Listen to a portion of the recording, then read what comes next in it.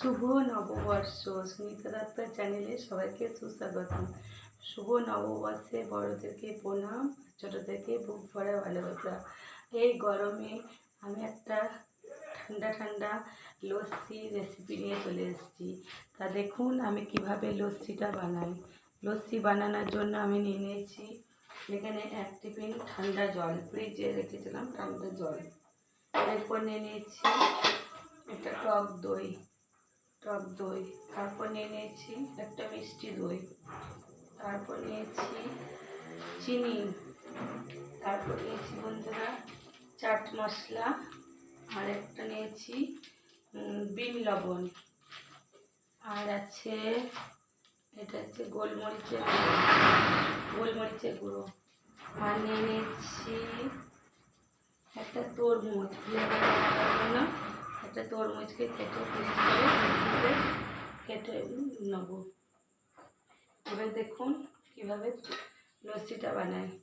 এখানে একটা মিক্সারে নিয়ে নিয়েছি। এতে আপনার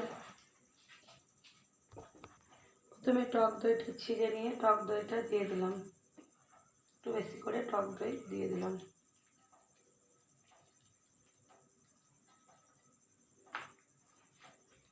এরপর তরমুজগুলো কেটে রেখেছিলাম সেগুলো দিয়ে দিলাম। এরপর মিষ্টি দইটাও দিয়ে দিলাম।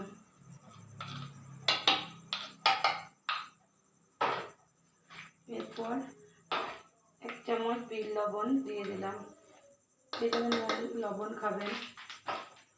এরপর সাথে চাট মশলাটাও দিয়ে দিলাম। এরপর টক টক ঝাল ঝাল চাট মশলা একটু দিয়ে দিলাম। ওর সাথে চিনিটাও দিয়ে দিলাম। চিনিটা একটু পরিমাণ মতন অ্যাড করে দেবেন, যেমন মিষ্টি খাবেন। আমি প্রথম বানাচ্ছি তাই দেখি কেমন হয়। আর সেই ফ্রিজে জল ঠান্ডা করে রেখেছিলাম বন্ধুরা, বরফ পাইনি তাই ফ্রিজের জলটা দিয়ে দিলাম। এতে দিয়ে সমস্ত উপকরণগুলো দিয়ে ভালো করে গুলে নিয়ে মিক্সির জারে মিক্সিটা করে নেব।